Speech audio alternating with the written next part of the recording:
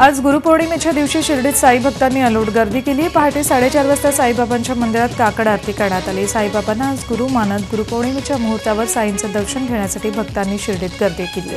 रात्री 12 वाजेपासून भक्तांच्या मोठ्या रांगा लागल्या होत्या। गुरुपौर्णिमेच्या उत्सवानिमित्त साईंच्या मूर्तीला सुवर्ण अलंकाराने सजवण्यात आले। याचबरोबरीने समाधी मंदिराच्या गर्भगृहालाही देशी विदेशी आकर्षक फुलांची सजावट करण्यात आली। उत्सवाच्या पहिल्याच दिवशी साईंना 2 किलो सोन्याचं दान दिलं गेलं। आजही भक्तांकडून मोठ्या प्रमाणात साईंना दान केलं जाण्याची शक्यता आहे। आज गुरुपौर्णिमेनिमित्त भक्तांच्या दर्शनासाठी साईंचं मंदिर रात्रभर खुलं राहणार आहे।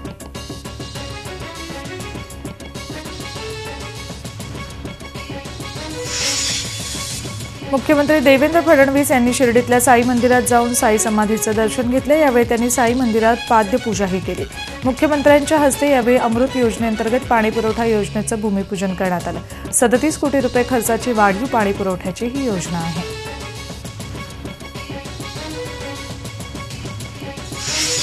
गेल्या काही दिवसात जोरदार पावसामुळे राज्यभरात अनेक ठिकाणी जमीन खचणं, तडे जाणं असे प्रकार घडतात। मात्र जमिनीखालून गरम वाफ तसंच धूर येण्याचा प्रकार कर्जतमध्ये समोर आलाय। कर्जत इथल्या अंबामाता मंदिरासमोर जमिनीतून धूर निघत होता, त्यामुळे नागरिकांमध्ये भीतीचं वातावरण पसरलं होतं। एका सजग नागरिकाने याची माहिती कर्जत आपत्ती विभागाच्या अधिकाऱ्यांना दिली। घटनेची माहिती मिळताच नगर परिषदेच्या आपत्कालीन विभाग तसंच तहसील कार्यालयाच्या आपत्कालीन विभागाचे कर्मचारी घटनास्थळी आले। जमिनीतून धूर आणि गरम वाफा निघत असल्यानं प्रशासनानं भूगर्भ तज्ज्ञांना पाचारण केलं। तज्ज्ञांनी या ठिकाणी भेट देत पाहणी केली। याबाबत नागरिकांनी घाबरून न जाण्याचं आवाहन करण्यात आलं।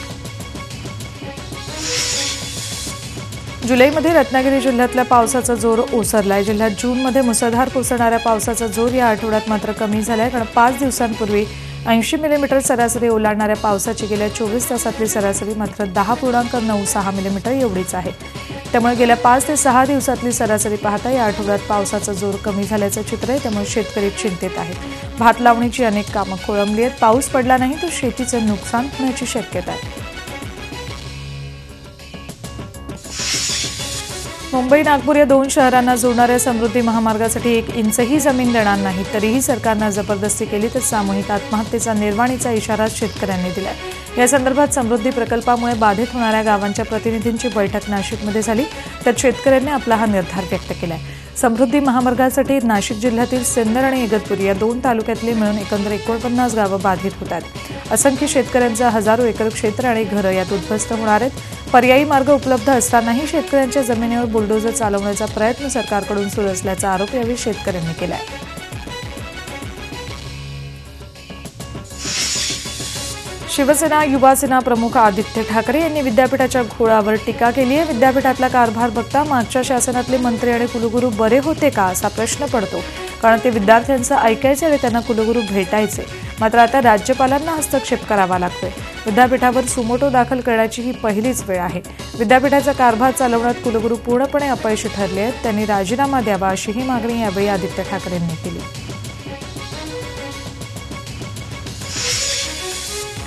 सिंधुदुर्गातल्या मालवणमध्ये मच्छीमारांच्या आंदोलनात काँग्रेस आमदार नितेश राणेंनी अधिकाऱ्यांवरच अरेरावी करत अधिकाऱ्यांवर मासा फेकून मारला होता। आपल्या कृतीसाठी दिली जाईल ती शिक्षा मच्छीमारांसाठी भोगायला आपण तयार असल्याचं नितेश राणेंनी सांगितलं। बाहेरच्या राज्यातील मासेमारांना कुणाचा धाक राहिला नाही। मासेमारीचा नवा हंगाम सुरू होतोय। 1 ऑगस्टपर्यंत यासंबंधी कार्यवाही झाली नाही तर सिंधुदुर्गातला किनारा पेटेल असा इशारा नितेश राणेंनी दिलाय। तर नारायण राणे यांनीही पुत्र नितेश राणे यांच्या कृतीचं समर्थन केलंय।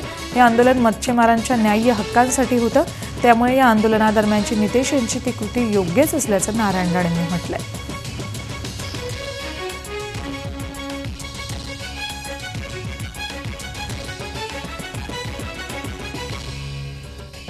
फेकायला काय नव्हतं। एक तुम्ही बघा, तर बांगडा कोणावर फेकला नाही, टेबलावर फेकला, कारण ते ऍक्शन आहे। मी काय त्याला विचारलं नाही। मी विचारलं असतो बा तुझा नेम चुकलाच बोललो असतो, पण त्याने जे मारलं तर टेबलावरच असं करतोय तो, आणि अधिकारी मारे तर असं मारलं असतं ना असं। पण तो एक आंदोलनाचा भाग आहे। आंदोलनाचा भाग आहे। एक जे वातावरण निर्माण होतं त्या वातावरणात अनेक आंदोलनं कुठल्या दिशेला जातील कोण अंदाज करू शकत नाही। एकापेक्षा अनेक आंदोलक एकत्र आले तर स्वरूप बदलतं, तशातला तो भाग आहे। त्यामुळे त्यांनी केलेली प्रक्रिया, मी एवढंच म्हणेन, अन्यायाविरुद्ध लढण्यासाठी तो गेला, त्यामुळे त्या गोष्टीचं मी समर्थन केलं, मारल्याचं नाही तर त्या आंदोलनात. मुंबईतल्या भांडूप इथल्या एका मॉलमध्ये MMS प्रकरणात आणखी एक धक्कादायक खुलासा समोर येतोय. याच मॉलमध्ये गुप्तपणे चित्रित केलेला आणखी एक नवा व्हिडिओ व्हायरल झाला असल्याची माहिती सूत्रांकडून मिळते. या व्हिडिओत एक प्रेमी युगल अश्लील कृत्य करताना दिसतंय. हा व्हिडिओ सध्या अटकेत असलेल्या पिंकू यादव आणि आनंद मेळेकर यांनी चित्रित केला आहे का याची चौकशी सुद्धा पोलीस करतात. दरम्यान या दोघांना 13 तारखेपर्यंत पोलीस कोठडी सुनावण्यात आली आहे. पावसाळ्यात कर्जत तालुक्यातील धबधब्यांवर हजारोंच्या संख्येनं पर्यटक येत असताना कायदा सुव्यवस्थेचा प्रश्न गंभीर बनत चाललाय.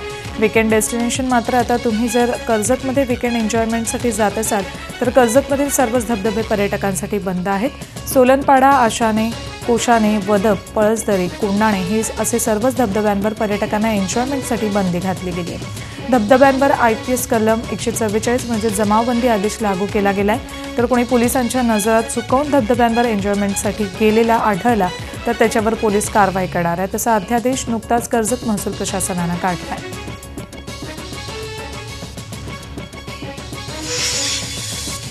गाईचं मांस आहे की नाही हे आधी DNA टेस्ट केल्यानंतरच कळायचं. मात्र आता औरंगाबाद पोलीस फॉरेन्सिक लॅबने एक किट तयार केली आहे. त्यामुळे तुम्हाला हे गाईचं मांस आहे की नाही हे घटनास्थळीच ओळखता येईल आणि तेही अर्ध्या तासात. यासाठी विशेष मोबाईल व्हॅन किट तयार करण्यात आली आहे. यासाठी 100 पोलिसांची निवड करण्यात आली आहे. पोलिसांना फॉरेन्सिक सायन्स लॅबोरेटरी मुंबई इथे प्रशिक्षण दिलं जाणार आहे. राज्यभरात अशा 45 व्हॅन्सद्वारे कामाला सुरुवात केली जाणार आहे.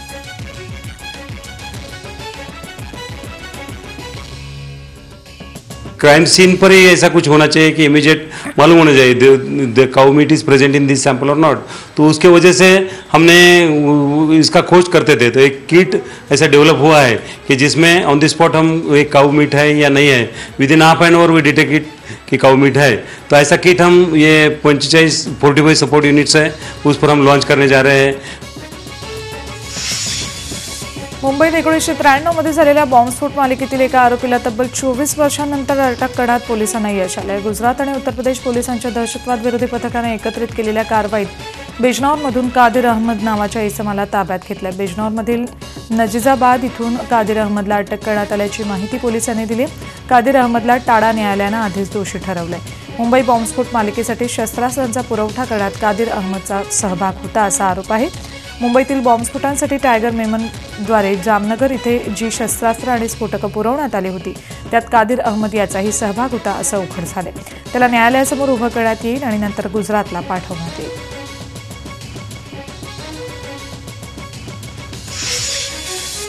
पुण्यात एका व्यक्तीनं 27 वाहनांची जाळपोळ केली. रात्री 1:30च्या सुमाराला ही घटना घडली. पर्वती जनता वसाहतीमधील गल्ली क्रमांक 38च्या पोलीस चौकी शेजारी ही घटना घडली. इथल्या मोकळ्या आवारातील शौचालयाशेजारी वाहनं उभी करण्यात येतात. या वाहनांना मध्यरात्री या व्यक्तीनं आग लावली आहे. तिकडून 27 वाहनं जळून खाक झाली आहेत. एक टेम्पो, 24 दुचाकी आणि 2 सायकल्स यात समावेश आहे. या जाळपोळी प्रकरणी पोलिसांनी एकाला अटक केली. दारूच्या नशेत त्यानं हे कृत्य केल्याची माहिती पोलिसांनी दिली.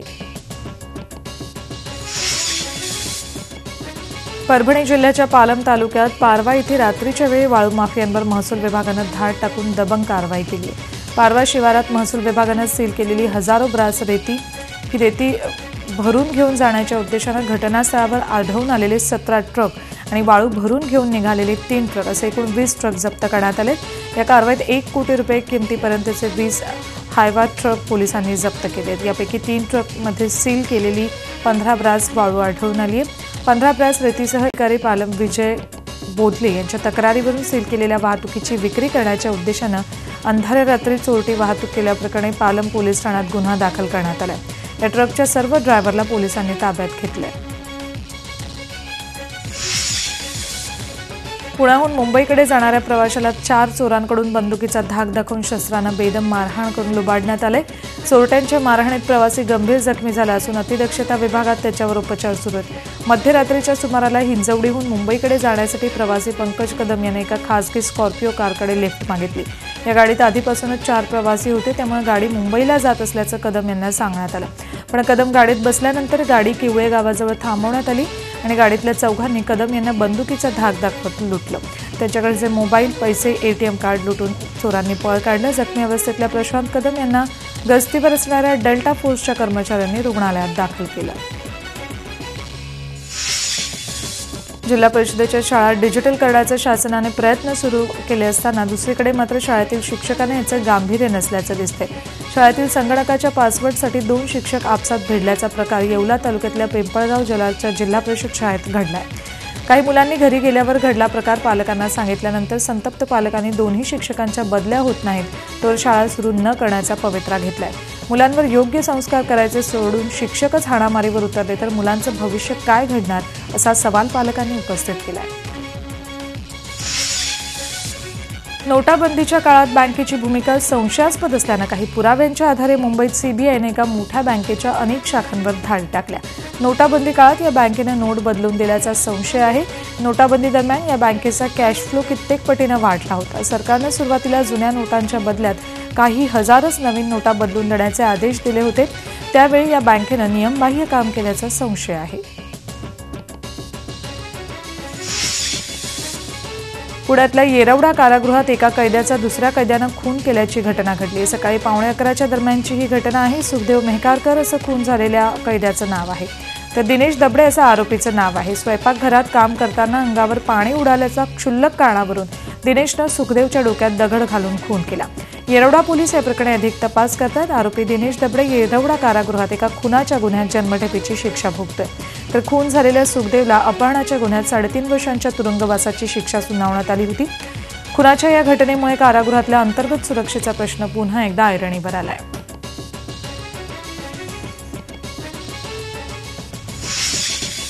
निपुण धर्माधिकारी दिग्दर्शित बाप जन्म हा सिनेमा 15 सप्टेंबरला संपूर्ण महाराष्ट्रात प्रदर्शित होतोय। दिग्दर्शक म्हणून निपुणचा हा पहिला सिनेमा आहे। कास्टिंग काउचद्वारे निपुण धर्माधिकारी हे नाव सगळ्यांना परिचित झालंय, त्यामुळे नेहमी वेगळं काहीतरी करणाऱ्या निपुणकडून नक्कीच सगळ्यांच्या अपेक्षा वाढल्या आहेत।